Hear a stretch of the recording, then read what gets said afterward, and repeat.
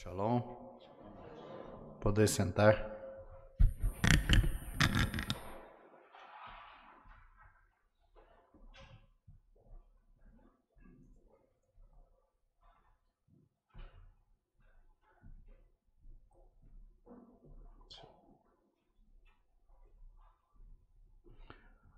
Antes de começarmos a drachá, a explicação da parashá de hoje, queremos agradecer a presença de todos aqui. Queremos agradecer então a todos os internautas que estão conectados conosco. Essa parashá Shemot, parashá número 13, a palavra Shemot significa nomes, mas o livro em português se chama Êxodo. Êxodo não tem nada a ver com nomes, né? Êxodo significa saída, fuga, e Shemot significa nomes. Ela começa aqui dando uma lista de nomes, por isso a questão de ser Shemot, e começa nos falando a respeito depois da morte de José no Egito,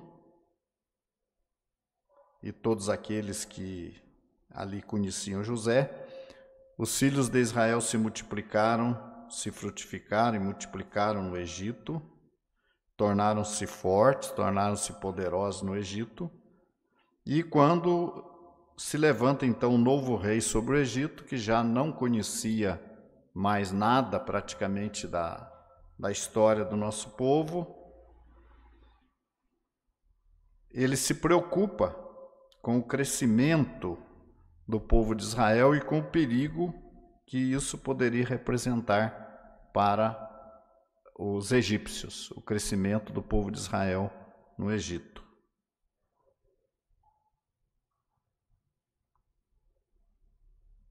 E começa então aí a opressão e a escravidão do nosso povo de Israel.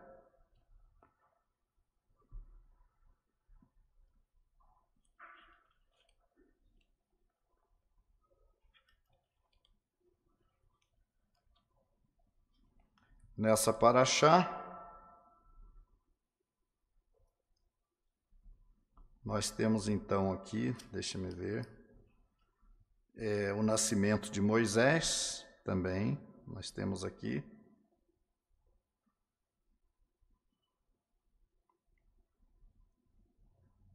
A preocupação do Egito, e ele manda então também que fosse morto todos os recém-nascidos, para evitar o aumento da população, que deixasse somente as meninas que nascessem. Os homens teriam que morrer, né? Os meninos.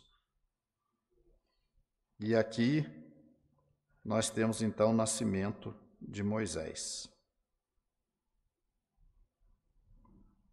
Foi-se um varão da casa de Levi, casou-se com uma filha de Levi, e a mulher concebeu e teve um filho, e vendo que ele era formoso, escondeu-o 3 meses. Não podendo, porém, mais escondê-lo, tomou uma arca de juncos, e betumou com betume, e pês, e pondo nela o menino, a pôs nos juncos à borda do rio. E aí então nós temos a história aí do começo de Moisés, que Moisés é encontrado pela filha de Faraó, né? Ali se apresenta também a irmã de Moisés, Miriam, e propõe para a filha de Faraó que ela podia encontrar alguém que cuidasse do menino. E sabiamente ela indicou a sua própria mãe, obviamente, que deveria cuidar então de Moisés. A história avança um pouco mais, nós temos aqui um incidente quando Moisés acaba matando um egípcio, ferindo e matando um egípcio, porque eles estavam maltratando. Moisés sabia que ele era hebreu, e estava sendo maltratado um hebreu e ele então se revolta e acaba matando aquele egípcio. Mas alguém certamente viu e alguém depois cobra de Moisés que ele havia matado o egípcio. E Moisés então decide fugir do Egito, porque o faraó também descobriu. O faraó também queria matar Moisés e Moisés então foge.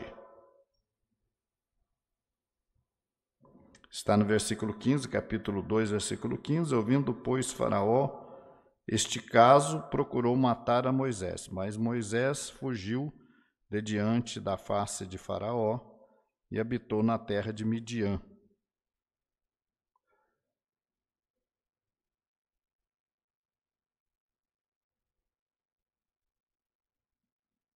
Aqui também é quando Moisés acaba conhecendo Zípora, aquela que se tornaria a sua esposa. Depois nós temos aqui a morte do rei do Egito, versículo 23. Aconteceu depois de muitos desses dias, morrendo o rei do Egito, que os filhos de Israel suspiraram por causa da servidão e clamaram, e o seu clamor subiu a Deus por causa da sua servidão. E Deus ouviu o seu gemido e lembrou-se Deus do seu concerto com Abraão, com Isaque e com Jacó. Verso 24. Nós temos no capítulo 3, na quarta aliá, nós temos aqui Deus fala com Moisés no meio da sarça ardente. Ele fala com Moisés, verso 5, capítulo 3, verso 5. E disse, não te chegues, verso 4, e vendo o Senhor que se virava para lá a ver, bradou Deus a ele no meio da sarça e disse, Moisés, Moisés. E ele disse, eis-me aqui. E disse-me, não chegues para cá, tira os teus sapatos dos teus pés, porque o lugar em que tu estás é terra santa. E disse mais, eu sou o Deus de teu pai, o Deus de Abraão, o Deus de Isaque e o Deus de Jacó. E Moisés encobriu seu rosto, porque temeu olhar para Deus. E disse o Senhor, tenho visto atentamente a aflição do meu povo que está no Egito, e tenho ouvido o seu clamor por causa dos seus exatores, porque conheci as suas dores. Então aqui Deus combina com Moisés, que Moisés então deveria ser o libertador, não é? Do seu povo. No versículo 10 ele diz, vem agora, pois, e eu te enviarei a Faraó, para que tires o meu povo, os filhos de Israel, do Egito. Então disse Moisés a Deus, quem sou eu que vá a Faraó e tire do Egito os filhos de Israel? Então a gente vê aqui, apesar de que Moisés era uma pessoa preparada, porque ele cresceu no Egito, teve toda a sua educação lá no Egito, o escritor de Hebreus vai dizer que ele se recusou ser o próximo faraó, continuar sendo filho da filha de Faraó, ele recusou tudo aquilo, toda aquela glória. Talvez ele fosse até o próximo faraó, né? Ele recusou aquilo tudo e preferiu sofrer com o povo, mas ele era uma pessoa, então, como eu dizia, era uma pessoa preparada. Deus não chamou qualquer pessoa para tirar o seu povo do Egito, né? Moisés estava preparado, né? Há um ditado que diz que Deus capacita os escolhidos. Eu acho que sim, mas Deus escolhe sim os capacitados também.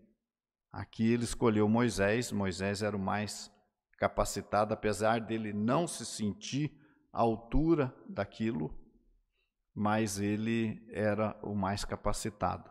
Depois, nos escritos da Brit Hadashah, por exemplo, nós vamos ver Deus chamando quem? Paulo, Shaul HaShaliach. Ele já tinha os seus apóstolos, os seus Shalirim, seus 12 apóstolos, mas ele precisou chamar Paulo. Por que ele chamou Paulo?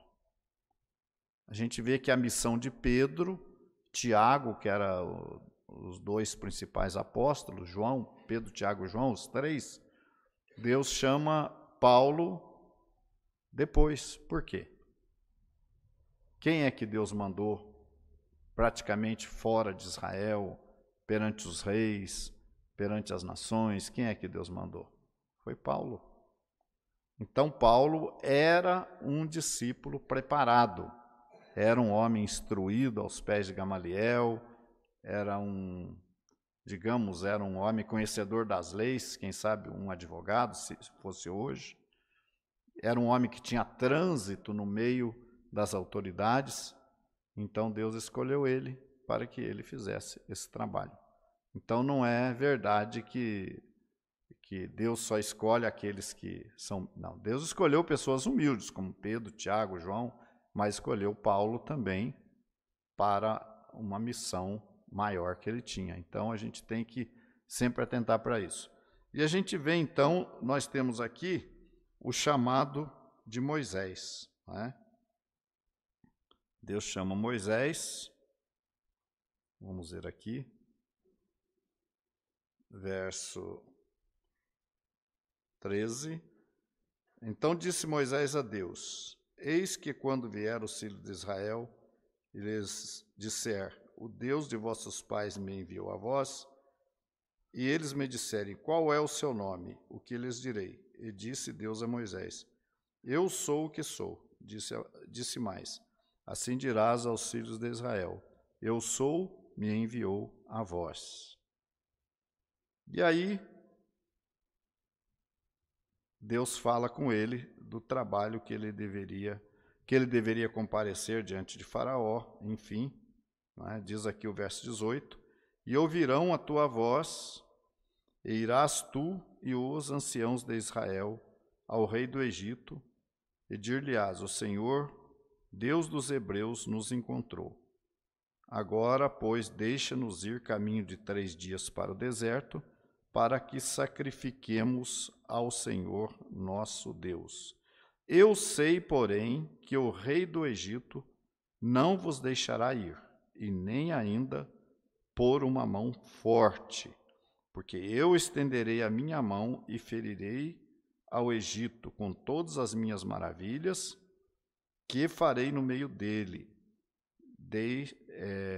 Depois vos deixará ir, e vos darei graça a este povo aos olhos dos egípcios, e acontecerá que quando sairdes, não saireis vazios, porque a cada mulher pedirá à sua vizinha e à sua hóspeda vasos de prata e vasos de ouro e vestidos, os quais poreis sobre os vossos filhos e sobre as vossas filhas, e despojareis ao Egito.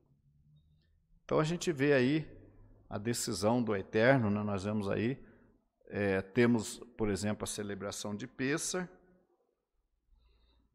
que comemora a saída do nosso povo do Egito, né? Vamos ver o que mais nós teríamos aqui.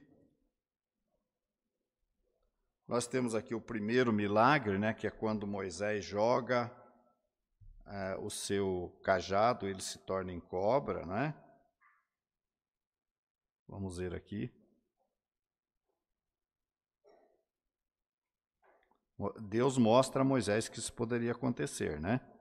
Deus dá alguns sinais a Moisés.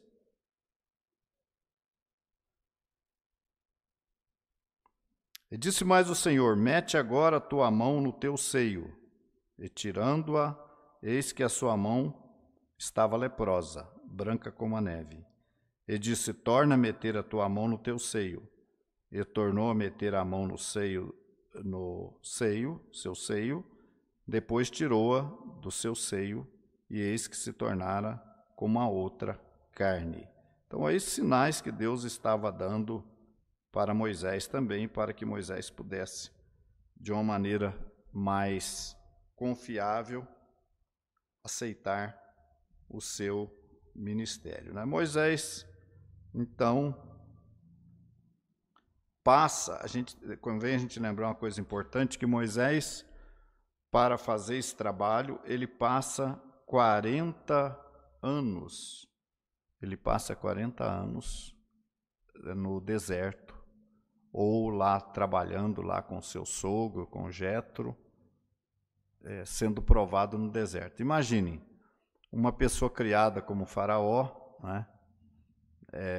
Ele podia até, vamos dizer, até imediatamente ele sair já, ele já resistir a Faraó ali e sair, mas ele teve que ser provado por Deus, ele teve que passar por, muitas vezes, essa eu acho que é a parte mais difícil, é nós aceitarmos a prova. Eu estou me lembrando de uma passagem que Paulo fala a Timóteo, se eu não me engano, ele fala assim, que primeiro a pessoa, para compor o ministério, primeiro ele tem que ser provado.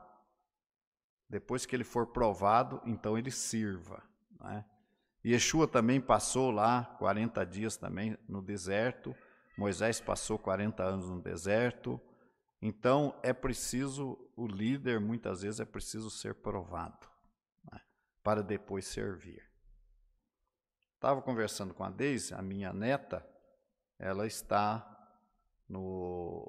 em Guaratinguetá, São Paulo, na academia lá como é que chama? Escola de especialista de aeronáutica.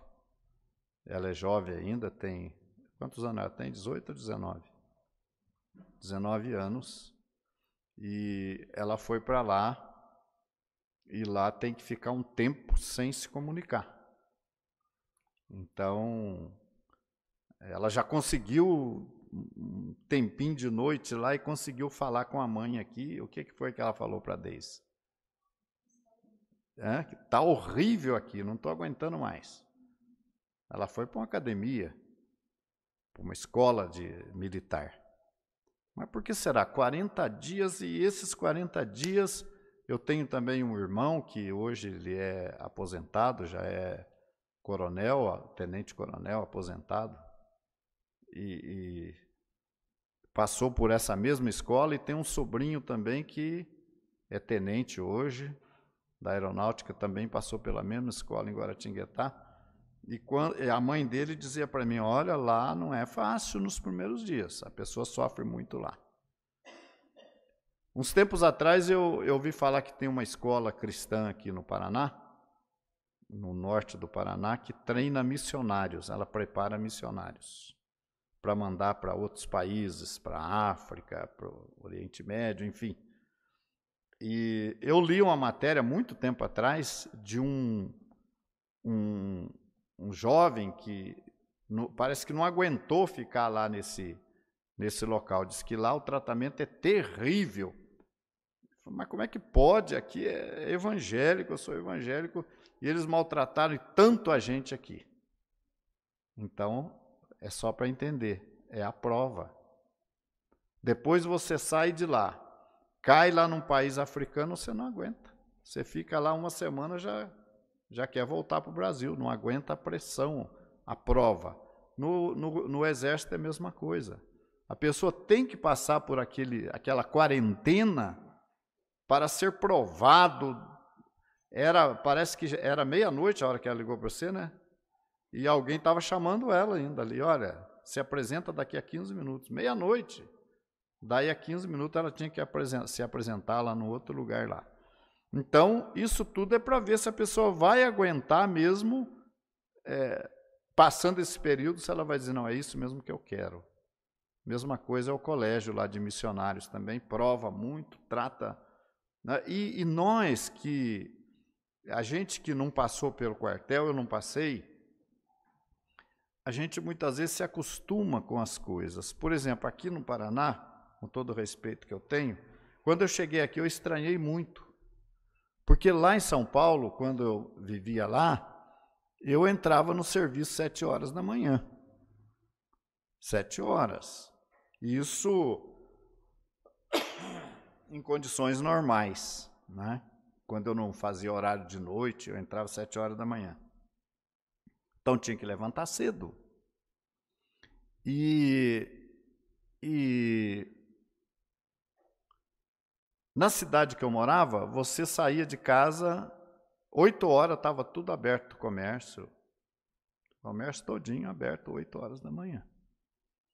E quando eu cheguei aqui no Paraná, aqui em Curitiba, um dia eu fui para a cidade, cheguei lá na cidade 8h30, tive que ficar esperando a loja abrir. Abri às 9. Falei, mas o que é isso? 9 horas? Eu vim cedo para pegar o comércio, eu tenho um monte de coisa para fazer, o comércio abriu 9 horas. Eu acho que até hoje é assim, 9 horas da manhã. Lá não, lá abria 8. E 7 da manhã a gente já estava no emprego, no trabalho. E uma série de coisas que eu vi estranho. Por exemplo, eu estudei, me formei numa profissão para trabalhar na indústria. E na indústria eu era aprendiz. Tinha 15 anos, 16 anos de idade, ainda era aprendiz. E lá na indústria eu ganhava pouco. Ganhava pouco. E o chefe chegava e falava, você vai varrer essa sessão aqui. Eu falei, pô, varrer? Eu sou formado, eu vou varrer. Você varre toda essa sessão. E eu varri. Aí ele chegou perto de mim, olhou para mim, falou, você varreu? Eu falei, varri. A sua casa você varre desse jeito? Sua casa? Eu olhei para ele e falei, não. Então varra de novo, do jeito que você varre a sua casa. Então a gente tem que aprender. O que eu vejo muitas vezes? A pessoa não tem uma profissão, se você arruma um servicinho para ele, ele fala, mas quanto que eu vou ganhar?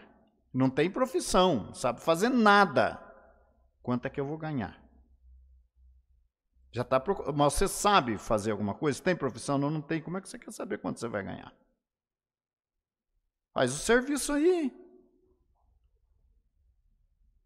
Né? É muita coisa diferente. Então as pessoas não aceitam. As pessoas querem trabalhar, ganhar um salário bom, não tem profissão, não sabe fazer coisa nenhuma, mas quer ganhar bem. Não, eu quero saber se eu vou ser registrado. Quanto que eu vou ganhar? Você sabe fazer alguma coisa? Você tem uma profissão? Faço de tudo um pouco, então não sabe nada. Quem faz de tudo um pouco, para mim, não sabe nada. Não tem que fazer de tudo um pouco, você tem que saber fazer alguma coisa e fazer bem feito. Então tudo errado, a maneira de pensar totalmente errada.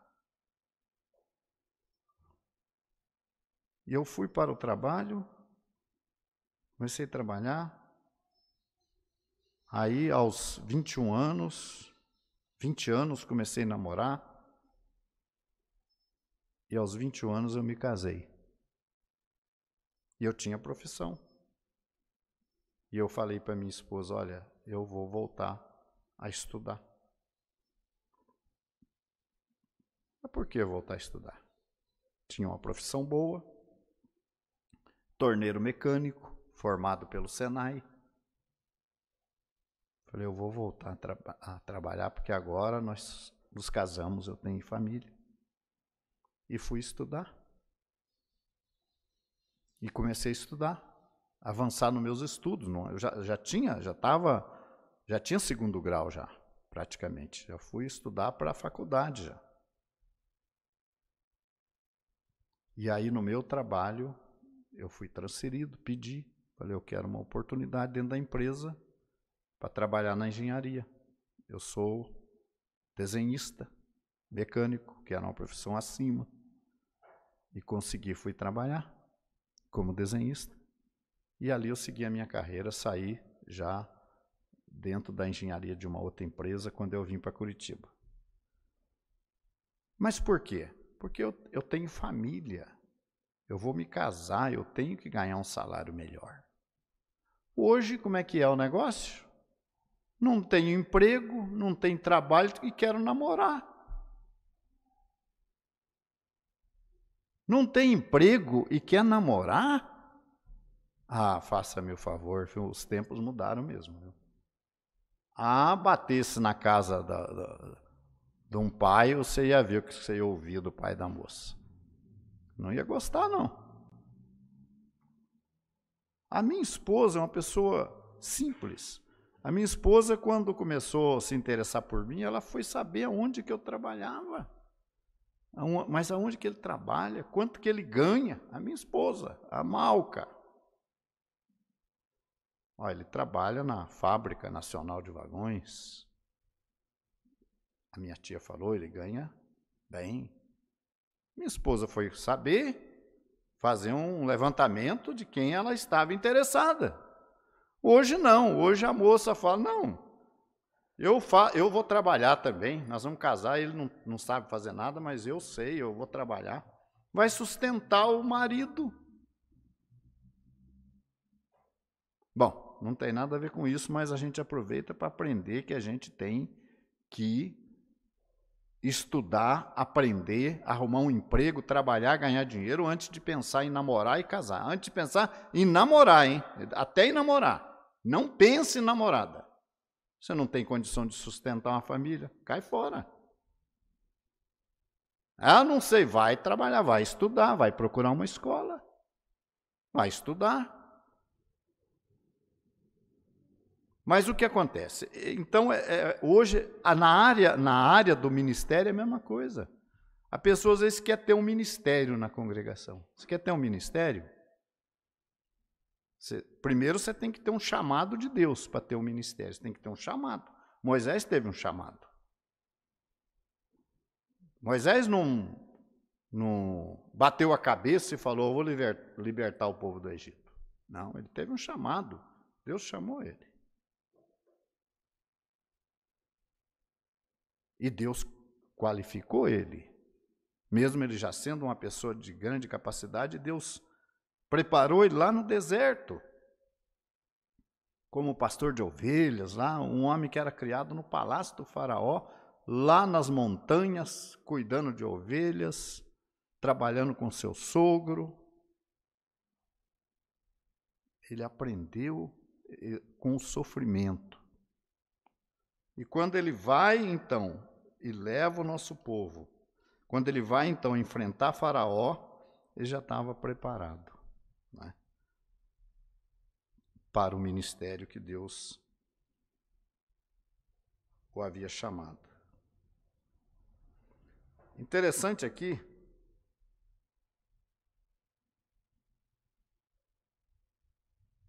no capítulo 6, capítulo 6,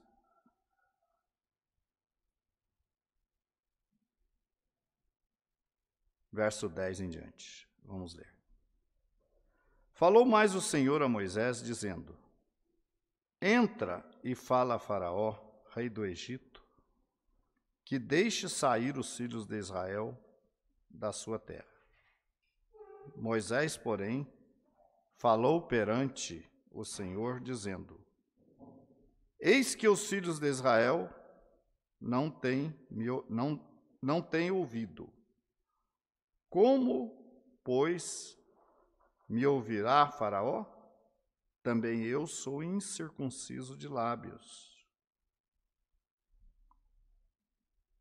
O que ele quis dizer com isso? Eu sou incircunciso de lábios. Que ele não se sentia à altura, apesar de tudo, para falar com o Faraó. Talvez ele não fosse bom em oratória. Sou incircunciso de lábios. Há quem diga que Moisés era gago, eu não diria isso. Para mim não é isso, que ele era gago. O fato é que ele tinha dificuldades. Todavia o Senhor falou a Moisés e a Arão e deu-lhes mandamento para os filhos de Israel e para Faraó, rei do Egito, que tirassem os filhos de Israel da terra do Egito. Então Moisés tinha suas dificuldades, mas Deus promete ser com Moisés. E Moisés escolhe Arão para ser o seu porta-voz, e ele vai então enfrentar e tirar o seu povo, libertar o seu povo do jugo dos egípcios. Uma outra coisa interessante que a gente nota é o endurecimento do coração de Faraó. No capítulo 7, Deus havia dito que o Faraó não ia ouvir com facilidade, né? No capítulo 7, diz assim: Então disse o Senhor a Moisés: Eis que te tenho posto por Deus sobre Faraó, e Arão, teu irmão, será o teu profeta.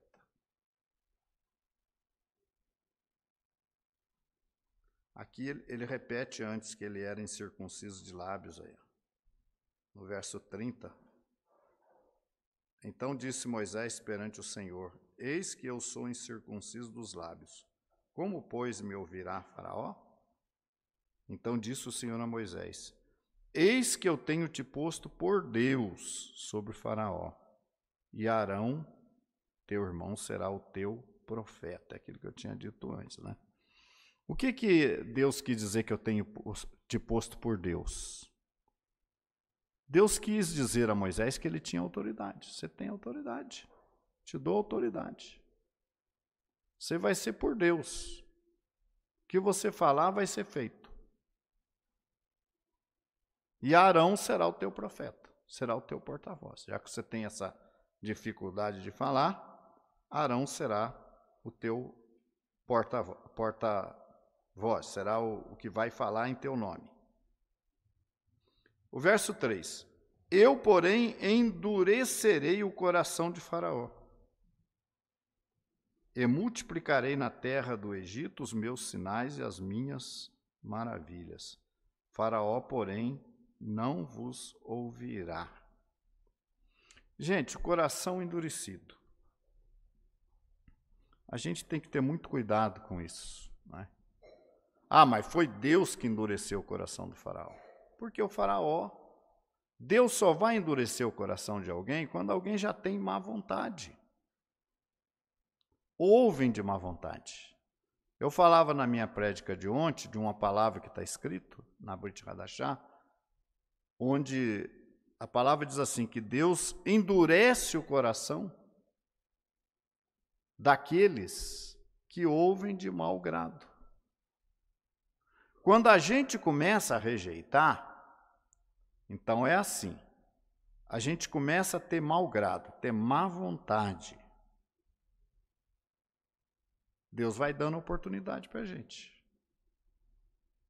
Deus dá oportunidade. Eu diria para vocês que muita gente que abandona a congregação teve todas as oportunidades que podia ter. Deus deu oportunidade, Deus mostrou. O faraó teve oportunidade. Ele viu os primeiros sinais que Moisés fazia. Não seria o caso dele, puxa, eu vou dar atenção, vou ouvir esse homem aí. Mas não.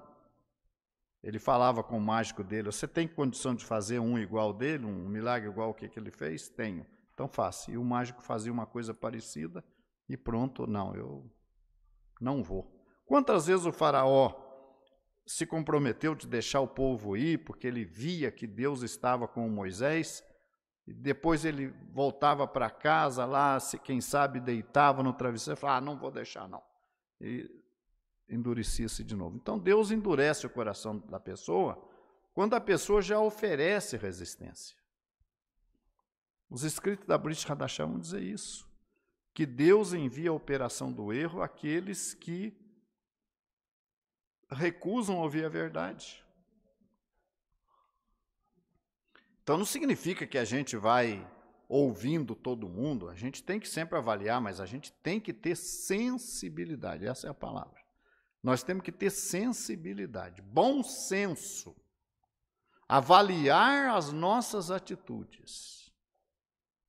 Ah, eu sou assim, sinceramente, tem muita gente que tem medo de mim, muita gente tem medo de mim. Eu não sei por que tem medo de mim, porque eu sou do diálogo. Eu sou do diálogo. Agora, eu não sou bobo. Se você vir com conversa mole para o meu lado, me enrolar, aí eu vou me virar contra você. Não queira me enrolar, não queira. Seja sincero comigo. Se você for sincero, eu vou te ouvir. Eu vou te ouvir. Então, esse é o problema das pessoas. O meu temperamento é esse, eu tenho esse temperamento. Eu posso ter o temperamento que eu tiver, mas eu não sou tonto. Eu não rasgo nota de 100 e nem de 50. Eu tenho que pensar. Então Deus dá a nós a oportunidade, a gente tem a oportunidade de ver as coisas, de avaliar, de considerar, será que isso está certo, será que está errado? Não, mas a gente quer sempre sair por cima, né? Sempre a gente quer sair por cima.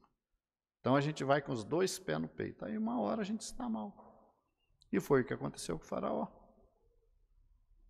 Foi indo, Deus fazia um sinal, ele, tá bom, Moisés, eu vou deixar o povo ir, então, olha, vai aí, mas vai, tem um lugar aqui, eu não lembro agora, onde está escrito, que ele falou que era para o povo não ir muito longe.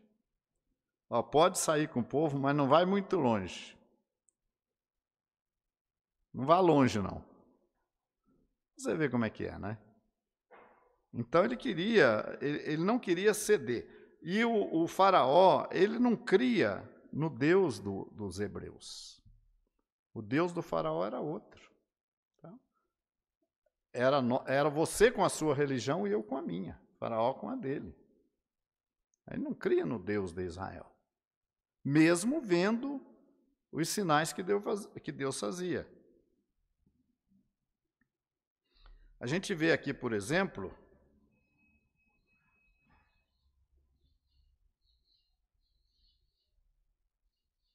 vamos ver aqui. Esse versículo eu gosto muito, tem até uma música. Verso 14, 7, 14. Então disse o Senhor a Moisés: o coração do faraó está obstinado. Recusa deixar ir o povo. Vai pela manhã o faraó, eis que ele sairá às águas. Põe-te em frente dele na praia do rio, e tomarás em tua mão a vara que se tornou em cobra. E lhe dirás: o Senhor, o Deus dos hebreus, me tem enviado a ti, dizendo: deixa aí o meu povo, para que me sirva no deserto. Porém, eis que até agora não me tens ouvido. Assim diz o Senhor: nisto saberás que eu sou o Senhor. Eis que eu sou com esta vara que tenho na minha mão. Eis que eu, com esta vara que tenho em minha mão, ferirei as águas que estão no rio, e tornar-se-ão em sangue, e os peixes que estão no rio morrerão, e o rio cheirará mal, e os egípcios nausar-se-ão bebendo a água do rio. E Moisés faz isso. No versículo 20 ele faz, não é? E o verso 22 diz assim: porém os magos do Egito também fizeram o mesmo com os seus encantamentos, de maneira que o coração do faraó se endureceu e não os ouviu como o Senhor tinha dito. Então, olha, sinais, milagres, maravilhas. Tem muita gente, é normal isso, aqueles que não conhecem a Torá, se enganam com milagres. Qualquer milagre, ou que às vezes nem milagre é. Às vezes nem milagre é. Uma coisa, estava com dor de cabeça, o senhor orou, a minha dor de cabeça passou. Milagre. Passou a dor de cabeça? Passou, milagre. Tudo bem. Muitas vezes eu estou com uma dor de cabeça, eu vou lá no banheiro, molho a testa, daqui a pouco a dor de cabeça vai embora. A água fez um milagre, né? Curou minha dor de cabeça. Muitas vezes a dor de cabeça é tensional, é por problema de estresse, então acabou o estresse, acaba a dor de cabeça. Então as pessoas se apegam muito nesse negócio de milagre. O faraó foi um. Ele viu o milagre, Moisés fez as águas do rio se tornar sangue, mas os magos do Egito também fizeram, e eles foram atrás. O faraó foi atrás dos seus magos. Então, é preciso ter cuidado, né? Com milagres, com sinais. E aí a gente tem uma sucessão de sinais aí, a praga das rãs, a praga dos piolhos.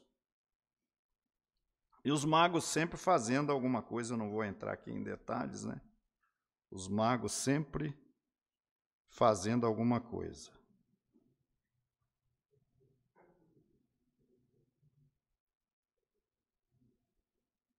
Olha, agora no caso dos milagres dos piolhos, está escrito aqui, ó, verso 17. E fizeram assim, porque Arão estendeu a sua mão com a sua vara e feriu o pó da terra, e havia muitos piolhos nos homens e no gado. Todo o pó da terra se tornou em piolhos, em toda a terra do Egito. E os magos fizeram também assim com seus encantamentos, para produzirem piolhos, mas não puderam. Tá vendo? Deu zebra, né? Os magos não conseguiram fazer esse sinal aqui, né? Então disseram os magos a Faraó: isto é o dedo de Deus. Porém, o coração do Faraó se endureceu e não os ouviu. Agora já estava complicado, né? Os magos já não conseguiam mais fazer os sinais. E mesmo assim, o coração do Faraó se endurece. Então, a gente vê, o meu foco aqui é esse, é o coração endurecido. Né? A gente vê que vai chegar na última praga, eu acho que não é nessa paraxá, deve ser na próxima paraxá. É na próxima, na paraxá Bo, é que vai falar da última praga, que foi a morte dos primogênitos. Né? Foi preciso chegar naquele ponto para Faraó deixar o povo de Israel sair do Egito. Então eu digo, nós temos que ter muito cuidado, nós temos que ser flexíveis e nós temos que ceder quando nós estamos errados. Isso não leva a coisa nenhuma. Quando a gente está errado e a gente é teimoso, a gente vai se dar mal, como muita gente tem se dado mal. Nós temos que procurar obedecer a Deus, servir a Deus. Até por falar em servir a Deus, aí nesses minutos finais aí da nossa paraxá, eu quero ler com vocês um versículo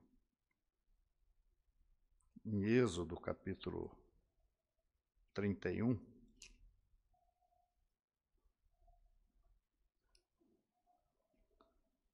Êxodo 31, verso 13 e 14. Tu, pois, não sei se dá para pôr esse versículo, não sei se estão colocando os versículos. 13 e 14? Ah, está lá. Tu, pois, fala aos filhos de Israel, dizendo: certamente guardareis meus sábados, porque isso é um sinal entre mim e vós nas vossas gerações, para que saibais que eu sou o Senhor que vos santifica. Eu tenho falado com vocês sobre o sábado. Olha, gente, o sábado. Para os não-judeus, para aqueles que não são judeus, não é dado como mandamento.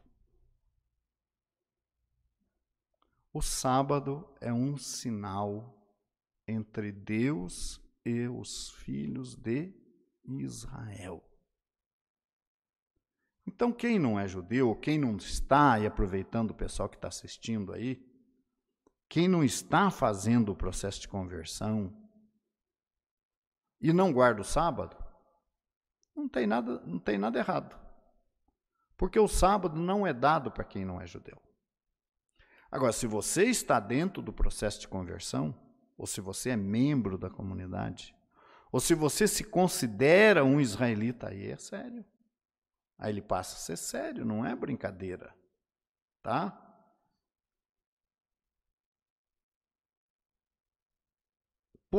Porquanto isso é um sinal entre mim e vós, nas vossas gerações. Ontem eu falava do tzitzit, né? Tzitzit, esse cordãozinho, né? Tzitzit representa os mandamentos de Deus.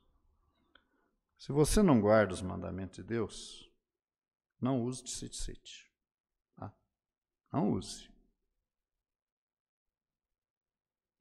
O talit é um... Nós usamos ele obrigatoriamente no Shabat aqui. Talit é uma indumentária necessária para os homens usarem no Shabat. Mas o tzitzit, que a gente usa pendurado no talit katan, se você não cumpre os mandamentos de Deus, não use. Porque ele é um testemunho contra você. Você está dizendo que guarda os mandamentos de Deus e não guarda coisa nenhuma. Tá? A kippá, se você usar a kippá, você está se identificando como um judeu. Então, se você não está vivendo como um judeu, não use kippá. Porque você está mentindo. Então tem coisa, o sábado é muito sério. É um sinal entre Deus e nós. Então eu quero deixar bem claro, quem está no processo de conversão, já está se convertendo, tudo, deve guardar o sábado? Claro, deve guardar toda a Torá. Quando você não guardar toda a Torá, você não vai poder ser batizado, ser imerso, enquanto você não estiver guardando. Então, vai guardando. Cada dia avançando mais. Inclusive o Shabat. Não é só Shabat. As festas, a pureza familiar, os dízimos.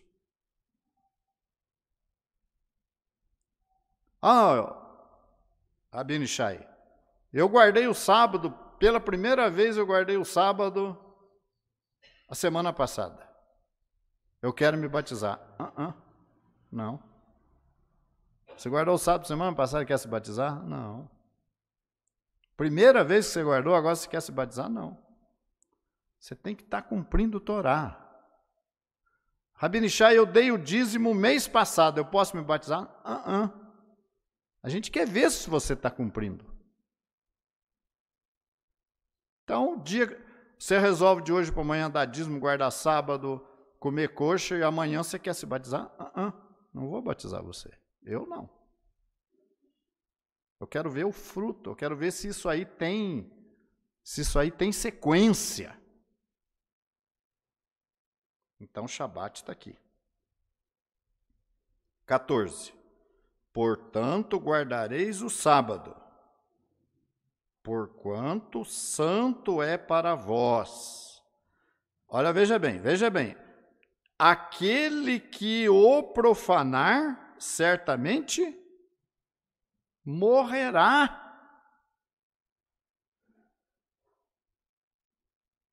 Está vendo como é que é sério? Pena de morte.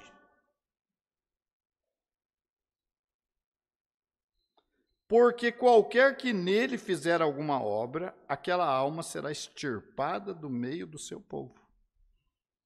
O Shabat para quem já professa a fé judaica, Eu já professo, eu passei pela TV lá. Ah, é? Você passou? Eu já estou cumprindo. Então, eu já passei pela Brit Milá, no caso dos homens. Então, o sábado é coisa séria para você. Então, eu digo, é melhor a pessoa não se converter, coisa nenhuma, do que se converter e depois de convertido, se tornar um judeu, aí querer transgredir a Torá. Aí você está debaixo de maldição. Aí você arrumou encrenca. Então é melhor você não entrar, sou sincero. Não entre, não faça conversão, coisa nenhuma. Se você fizer e depois você pisar na bola, você vai se encontrar debaixo de maldição. Hoje não tem pena de morte, mas isso aqui vale no sentido espiritual. Espiritualmente você está morto para Deus. Agora, isso é a questão do Shabat. Agora vamos ver Isaías. Vamos abrir em Isaías, capítulo 58 de Isaías. Isaías 58, verso 13. 58, 13. Então eu quero repetir. Se você não é judeu, não importa se você é cristão ou religioso, você não é judeu. Não crê que precisa ser judeu, não crê que precisa passar por conversão nenhuma, você não precisa guardar sábado. Se você guardar, você está guardando por guardar. Não está tendo peso tendo peso nenhum. A Ruth falou assim, o teu povo é o meu povo, o teu Deus é o meu Deus. Então, quando o povo de Israel é o teu povo, o que vai acontecer? Quando o povo de Israel é o teu povo, continuem para mim. O Deus de Israel é o teu Deus. Não, o povo de Israel não é meu povo, não sou judeu, não pertenço ao povo judeu, então Deus de Israel não é teu Deus. E se o Deus de Israel não é teu Deus, por que você quer guardar sábado? Ah, eu guardo sábado porque Deus mandou, mas o povo de Israel é teu povo? Não, não é. Eu falei, então o Deus de Israel não é teu Deus. Se o Deus de Israel não é teu Deus, por que você quer guardar o sábado? Sábado é um sinal entre Deus e os filhos de Israel. Eu sei que vai ter controvérsia, mas não está escrito lá. É detalhe, aí é para provocar a curiosidade mesmo, né? 58, 13. Está lá na tela para nós, 58, 13? Isaías. Se desviares o teu pé do sábado e de fazer a tua vontade no meu santo dia. Se chamares ao sábado deleitoso e santo dia do Senhor digno de honra, e o honrares, não pretendendo fazer a tua própria vontade, nem falar tuas próprias palavras. Então te deleitarás no Senhor teu Deus, e te farei cavalgar sobre as alturas da terra, e te sustentarei com a herança do teu pai Jacó, porque a boca do Senhor o disse. Volta lá no 13 para mim. É a mesma versão, se desviar do pé do sábado. É outra versão ali, né? Almeida atualizada. E deixares de prosseguir nas tuas empresas no meu santo dia. Se é o sábado, chamas deleitoso. Veja bem, você tem que deixar de fazer as suas atividades. Sábado é dia de você cuidar das coisas de Deus. Hoje fui convidado para um casamento, sábado à tarde. Você vai? Vou. Errado. Casamento é atividade de obediência a Deus? Não é. Uma festa de aniversário? Não vai. No sábado? Um amigo ali convidou para a gente ir para a praia, né? Mas vai ser agora à tarde. Então eu só venho de manhã hoje. Eu não vim à tarde porque às 4 da tarde vai passar lá, vai me levar na praia para passar lá o domingo lá na praia. Mas vai passar na sua casa que hora? Sábado. Sábado, depois da Havidalá, aí você está liberado. Havidalá. Tá? É sábado ainda, não fez a Havidalá? Não está certo. Não tem nada a ver com Deus. Você está cuidando dos seus interesses no santo dia do Senhor.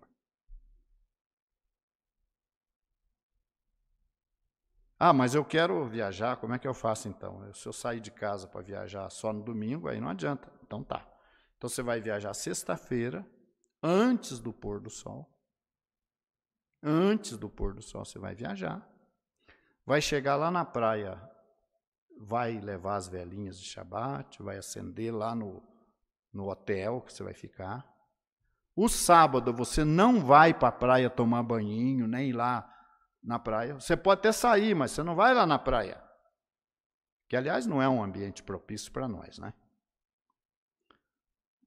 Mas eu tenho que ficar trancado dentro do hotel? Não, você sai, vai lá debaixo de uma árvore, lá no outro canto, leva a sua Bíblia.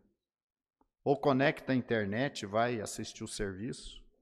Depois da Havidalá, não tem mais sol, né? Sinto muito. Aí você pode sair. Dar uma volta lá na praia de noite, aí domingo. No Shabat, não. Não é dia de você cuidar dos seus interesses. Celularzinho. Cadê o celularzinho? Celularzinho. Internet. No Shabat, não. Não pode, mas o senhor liga ali, eu vejo que o senhor acessa. Quer fazer o que eu estou fazendo? Eu estou atendendo o pessoal. Estou atendendo. Você faz isso? Quando você pega o seu celular no sábado, é para estudar a Bíblia? É para dar instrução para outras pessoas? Ou é para ficar batendo papo, jogando conversa fora com as outras pessoas? Ou é para ficar fazendo joguinho? Enfim. Então não pode. Você quer fazer isso? Quero. Está transgredindo o Shabat. Transgredindo. Não use a internet no sábado a não ser para as coisas de Deus. Pode usar? Pode. Para as coisas de Deus. Estudar a Bíblia, de repente está dando conselho para uma pessoa, de repente está levando a palavra de alguma maneira. Pode. Para ficar de conversa mole com os outros, como você faz todos os dias, não desgruda dessa coisa, no sábado não. É transgressão. Tá? Tem um amigo nosso aqui na internet, não vou citar o nome dele, ele mandou uma mensagem aqui. Eu louvo ele. Ele falou para mim, esse é o último sábado que eu estou assistindo as transmissões da Sina. Eu não vou ligar mais a internet no sábado. Aí eu falei para ele, para as coisas de Deus você pode. Você pode ligar, assistir, nós podemos transmitir. Tem segmentos que falam que não pode, mas pode para as coisas. Naquela época não tinha. Imagina Yeshua pregando para aquela multidão lá. Você acha que se tivesse um microfone e uma caixa de som, o Yeshua não estava usando para pregar para a multidão? Claro, não tinha. Não tinha rádio, não tinha televisão, tinha que pregar, tinha que ir de um lugar no outro para pregar. Hoje tem todo esse avanço tecnológico que nós temos. Então, se é para usar na obra de Deus, pode. Então, não é transgressão. Nós transmitimos no Shabat, não é transgressão. E aqueles que assistem em casa, que são centenas de pessoas que estão aí assistindo, que não tem uma sinagoga, que não tem uma congregação na sua cidade, ele vai ficar o sábado lá, sozinho, sem receber orientação, ele vai conectar-se, vai assistir o serviço, vai estudar conosco. Isso pode. Agora, ficar no celular ou na internet para coisas que não tem nada a ver com a fé no sábado, não pode. É transgressão do Shabat. Então, se você não tem uma atividade espiritual para fazer no celular, desliga o celular. Pronto, desliga. Acabou. Desliga. Desliga o computador, porque é transgressão. Cristina.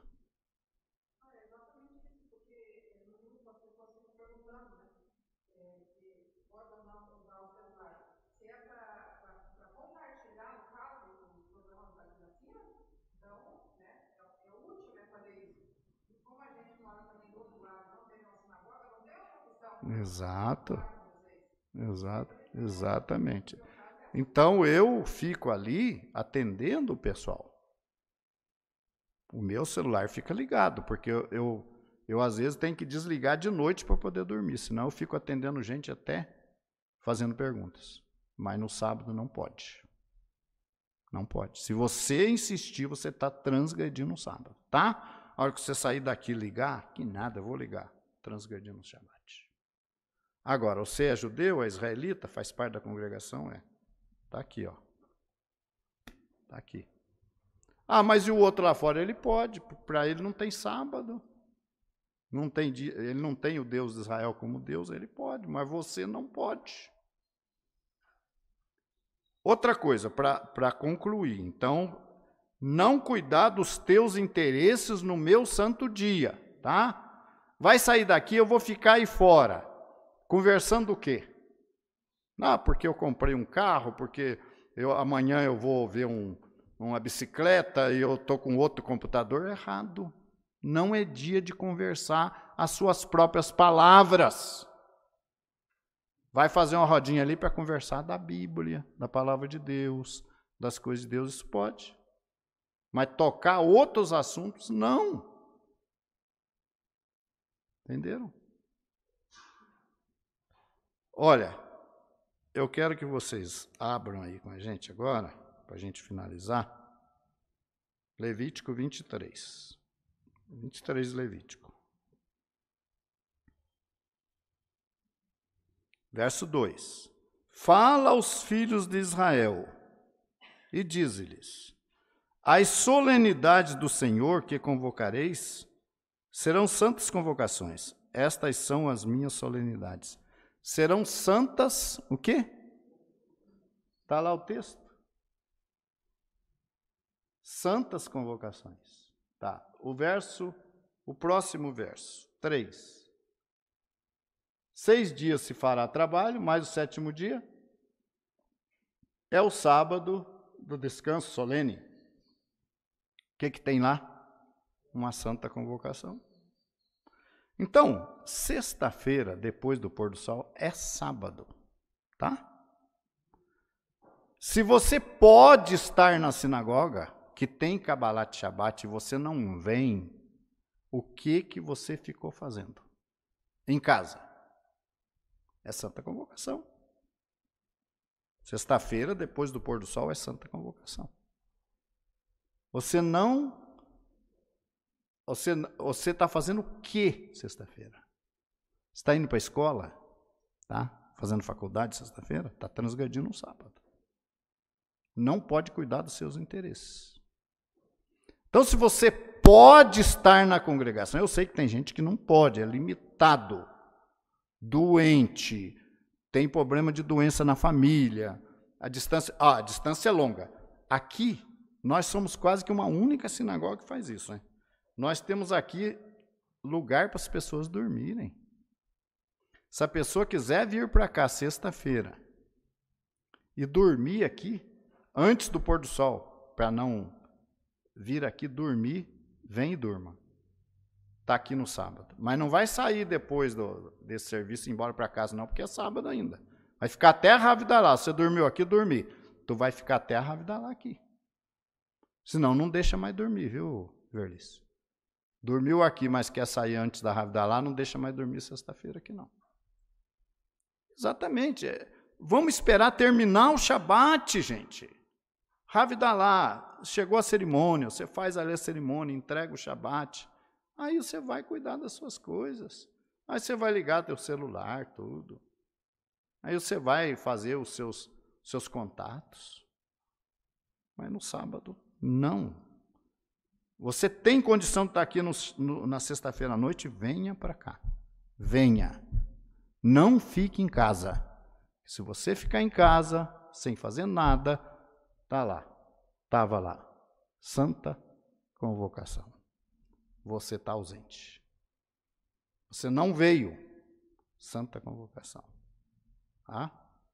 Então, que Deus nos abençoe, que a gente possa ter a identidade do povo de Israel.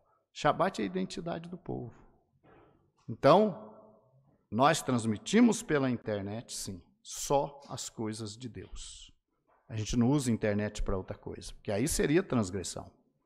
Mas para as coisas de Deus nós usamos para beneficiar 150 conectados que estão aqui. Estão conosco, assistindo o serviço. Isso não é uma bênção de Deus? Isso é permitido. Agora, usar para outros fins, não. Aí não é. Certo, gente? Vamos para...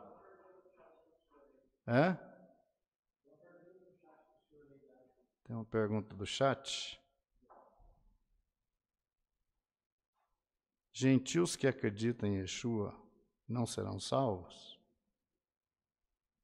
Gentil que acredita em Yeshua vai se unir ao povo de Israel. Vai se unir. Então, essa pergunta, para eu responder aqui, não dá. Então, olha, anota o meu telefone, o meu WhatsApp. Vou colocar agora meu WhatsApp aí.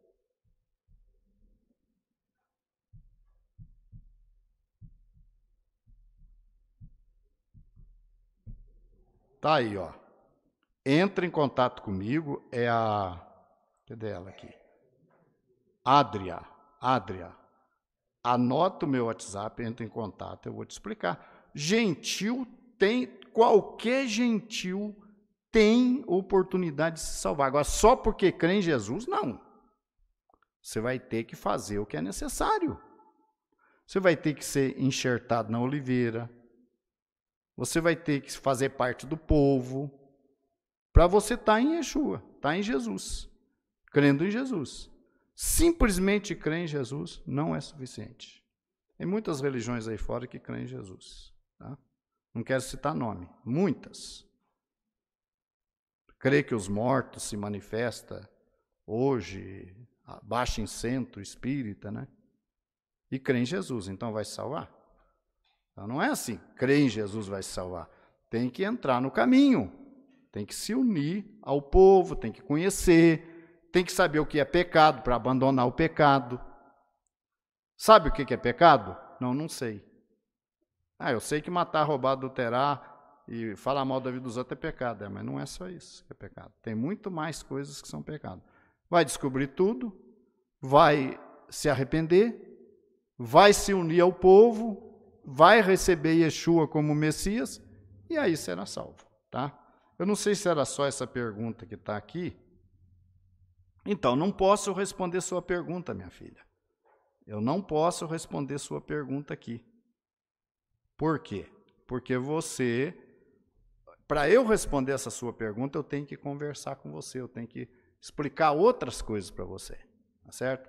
Então, tá aí o meu número, o meu WhatsApp, tá aqui em cima, 41 99701 1932, tá aí, é só entrar em contato e a gente vai explicar tudo o que você quer saber. Nós estamos aqui para ajudar aqueles que são sinceros, que querem servir a Deus. Então, nós vamos agora fazer uma oração de encerramento e vamos para o Kiddush. Voltamos 6h30, né? 6h30 com o Halel. Adoração a Deus, vocês estão convidados para estar conosco, adorando a Deus aqui, logo mais às 6h30, e daí vamos fazer a Havdalah, você vai assistir a Havdalah também, vai ver como é que se faz o encerramento do Shabat, tá bom? Vamos orar, agradecer a Deus.